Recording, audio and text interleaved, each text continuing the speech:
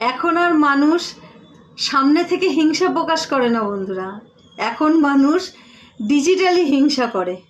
কেন বলছি? তোমাদের সামনে থেকে বন্ধু সেজে থাকবে, শুভাকাঙ্ক্ষী থাকবে, কিন্তু দেখতে পাবে তোমার ফেসবুকে বলো, ইউটিউবে বলো, বা তোমার সোশ্যাল মিডিয়ায় তোমার সঙ্গে বন্ধু সেজে থাকবে, তোমার সব ফটো দেখবে, পোস্ট দেখবে, প্রতিনিয়ত তোমাকে ফলো করবে, কিন্তু না তোমাকে লাইক করবে, না তোমাকে কমেন্ট করবে, না কোনো রকম কোনো মন্তব্য করবে। চুপ করে সেখান থেকে সেগুলো দেখে না দেখার ভান করে এড়িয়ে যাবে।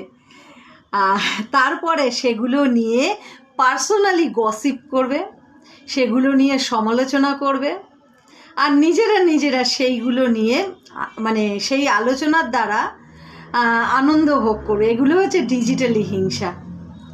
সামনে থেকে তারা বন্ধু, সামনে থেকে পরিচিত, সামনে থেকে তারা স্বজন, কিন্তু তারা আসলে তোমাদেরকে দেখে হিংসা করে, আমাদেরকে দেখে হিংসা করে।